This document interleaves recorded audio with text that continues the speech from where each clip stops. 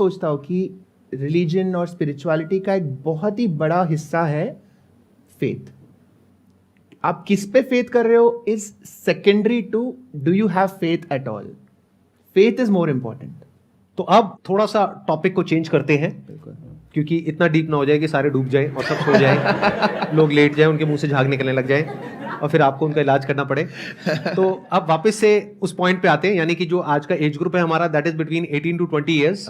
तो इस age group में जो एक कॉमन क्वेश्चन है, जो सबकी प्रॉब्लम है और जो बार बार एक क्वेश्चन मेरे से पूछा जाता है, वो है फोकस कैसे करें अपनी अटेंशन को, अपने ध्यान को कैसे वहां पर लगाएं जो हम करना नहीं चाहते लेकिन करना पड़ रहा है, यानी कि पढ़ाई लिखाई, और वहां से ध्यान कैसे हटाएं जो करना तो चाहते हैं लेकिन उसको करने से कुछ होने वाला नहीं है। कुछ मिलता है थोड़ी देर के लिए प्लेजर, लेकिन लॉन्ग टर्म में उसका नुकसान होता है। तो ये बहुत ही एक कॉमन प्रॉब्लम है। इसको अप्रोच करते हैं साइंटिफिकली। बिल्कुल, कि फ्रॉम योर पर्सपेक्टिव आपके पास में इस प्रॉब्लम का क्या सोल्यूशन है, मतलब क्या किया जाए, क्या सजेस्ट करेंगे आप बच्चों को? मैं सबसे पहले कहना चाहता हूँ कि ये आपकी गलती नहीं है। सबसे पहले thank you. You are very welcome. क्योंकि घर पे सारे यही सुनते रहते हैं ना कि तेरी गलती है। तो पहली बार कोई ऐसा इंसान आया, वो भी एक डॉक्टर, इतने बड़े डॉक्टर, जो कह रहे हैं कि आपकी गलती नहीं है। तो इसका मतलब ये नहीं है कि आप वो करते रहो जो आप कर रहे हैं। ये नहीं कहा है इन्होंने, तो आगे भी पूरी बात सुन लो। हाँ, मतलब सिर्फ इतना क्लिप एडिट मत करना, आगे भी है। ये आपकी गलती इसलिए नहीं है कि जब आपका ब्रेन इवॉल्व हो रहा था over the last 50,000, 1 million, 10 million years से, उसका प्रायोरिटी बहुत अलग था। उसका प्रायोरिटी था सर्वाइवल। एंड सर्वाइवल के लिए 2-3 चीज़ें इंपॉर्टेंट है।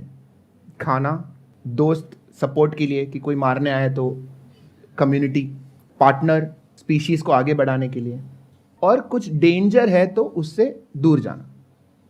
बहुत ही सिंपल है। आज के ज़माने में एग्ज़ाम देना ये इम्पॉर्टेंट है कि नहीं, हमारे ब्रेन को कैसे पता? क्योंकि एवोल्यूशनरी एग्जाम करके कुछ था नहीं। तो you are telling your brain कि एग्जाम इंपॉर्टेंट है, बट ब्रेन देख रहा है कि अगर मैं नेटफ्लिक्स देखूं तो मुझे एंटरटेनमेंट मिलेगा, मुझे मज़ा आ रहा है। और मज़ा आना इज़ अ गुड थिंग, क्योंकि मज़ा आने के लिए एवोल्यूशन ने काफ़ी कुछ किया है। हाँ, मतलब किसी को मजा आया था तभी आप यहाँ बैठे हो।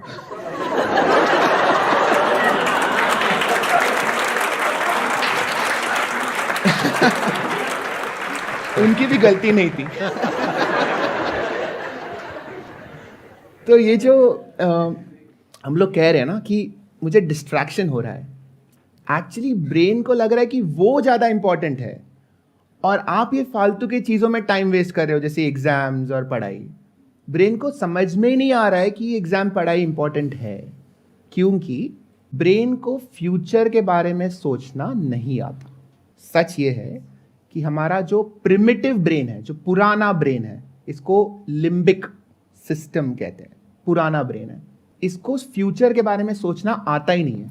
इसको सिर्फ अभी के बारे में सोचना आता है, अभी का, आज का, इधर का, इमीडिएट, अभी क्या थ्रेट है, क्या डेंजर है, या क्या प्लेजर है। बस आज मैं पढ़ाई करूंगा, 4 साल में डिग्री मिलेगी, 10 साल में जॉब मिलेगी, फिर मैं अच्छा गाड़ी खरीद, वो सब मतलब हम बोलते हैं, लेकिन फंडामेंटली तुम्हारे लिम्बिक सिस्टम में वो घुसता नहीं है, वो समझ में नहीं आता उसको। और आपका सारा जो इंस्टिंक्टिव डिसीजंस होते हैं, इमोशनल डिसीजंस होते हैं, ये सब लिम्बिक से आ रही है।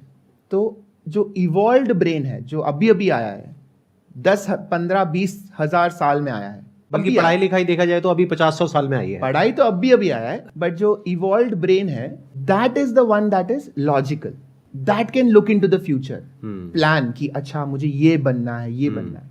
बट आप एवोल्यूशनरीली देखोगे तो limbic system is like your great grandfather, और तुम्हारा जो सबसे इवॉल्व्ड पार्ट है दैट इज अ इन्फेंट, बच्चा है वो। तो कोई भी बच्चा ग्रेट ग्रैंडफादर को नहीं बता सकता कि ये करो, this is how you are born with this inequality. तो एक चांस ही नहीं है। But as you keep growing, हमारा इवॉल्व पार्ट, जिसको PFC कहते हैं, उसका फुल फॉर्म है प्री फ्रंटल कॉर्टेक्स, जो if you tap your forehead, उसके जस्ट पीछे जो पार्ट है, that is the most evolve part. As you keep growing, इसी को मैच्योरिटी कहते हैं, कि pre frontal cortex becomes stronger and stronger. It develops the capacity to tell the limbic system कि ये करो, ये नहीं करो. और वो स्ट्रांग कैसे होता है?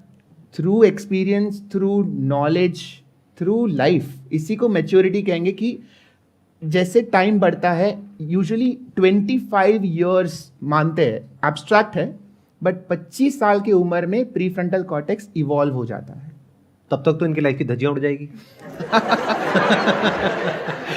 क्योंकि अभी ये सारे 18-19 साल के हैं.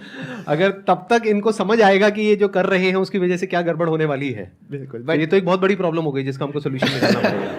क्या ऐसा कुछ हो सकता है जैसे अभी इनकी एज है मान लो 18-19 साल, इनका जो प्री फ्रंटल कॉर्टेक्स है वो इतना डेवलप हो जाए जितना कि एक 25 साल के आदमी का होता है? क्या ऐसा कोई तरीका है? बहुत सारे लोग हैं.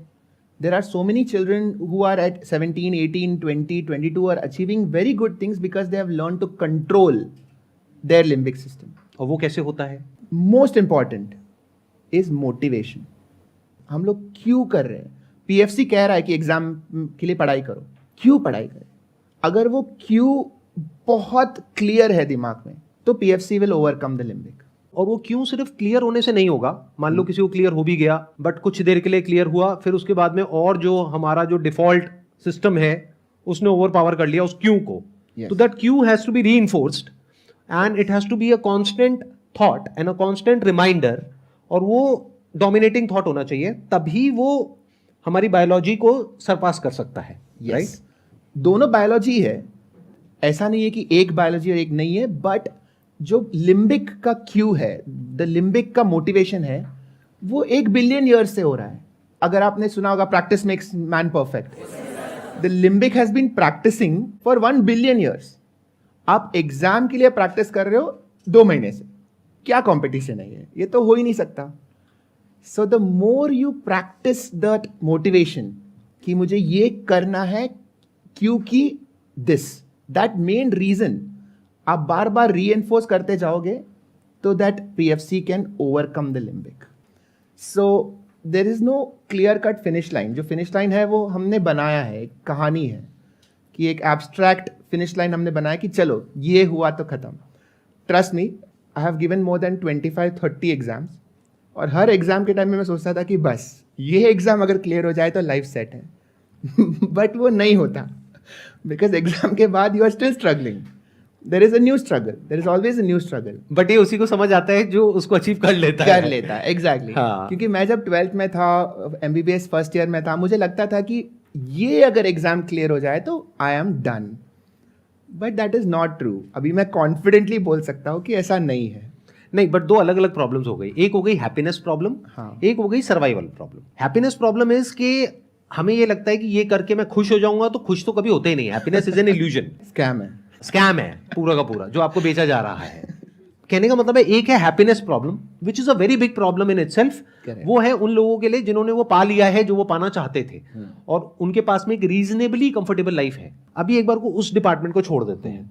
अब बात करते हैं ऐसे बच्चे जिनके लिए प्रॉब्लम है सर्वाइवल की, यानी उनके घर के खर्चे की प्रॉब्लम है, घर में फाइनेंशियल प्रॉब्लम है, उन्हें कुछ ना कुछ तो करना ही है अपना और अपने माँ बाप का पेट भरने के लिए. अब वो बच्चे क्या करें? अगर आपको रेस दौड़ना है, अगर आपने पहले ही डिसाइड कर लिया कि ये रेस मैं नहीं जीतूंगा, इसमें प्रॉब्लम ये नहीं है कि आप फेल हो गए या सक्सीड हो गए. ये प्रॉब्लम ये है कि आप ट्रेन ही नहीं करोगे. और अगर आपने ट्रेनिंग नहीं किया, या समझो आपने ट्रेनिंग किया होता, तो उससे और क्या क्या बेनिफिट्स है ये आपने शायद सोचा भी नहीं होगा. It is not about the winning, but अगर समझो आपने ट्रेनिंग किया मैराथन दौड़ने का and you did not come first, in fact you did not even finish. 42 kilometres दौड़ना है, आपने 25 के बाद you got tired and you stopped. It still means that you now have a body that is capable of running 25 kilometres and you are still fitter than everybody else in your class, because nobody else is running even 10 kilometres. This is why I feel कि abstract finish lines बहुत tricky होते हैं. It's great for motivation, चलो मुझे उधर जाना है, but वहाँ तक अगर नहीं पहुँचे तो भी आपने काफ़ी कुछ अटेन किया है जो आप you can't put a number on that. And next time when you start running, you will run 30 kilometers and you will still call yourself a failure, but you are not. अगर आप दूर से देखोगे तो you are not. आपने सिर्फ अगर वो 42 किलोमीटर्स के लाइन के थ्रू देखेंगे तो yeah, you are still a failure, but you are actually still growing. And that is, I feel, the only important thing in life. Are you growing? कि पहले से are you in a more capable state because life will keep on giving you different situation. हमेशा कुछ ना कुछ तो अलग challenge आते रहेगा. Your brain is trying to understand कि अच्छा ये नया situation है, अभी मैं क्या करूँ. और पहले कभी अगर ये experience नहीं किया है तो the brain will think कि this is a stress. That is what stress is. Stress का मतलब क्या होता है? It is a situation जो brain को नहीं पता handle कैसे करना है. तो अगर समझो मैं पहली बार लाइफ में स्टेज में बैठा हूँ, I would be so stressed right now.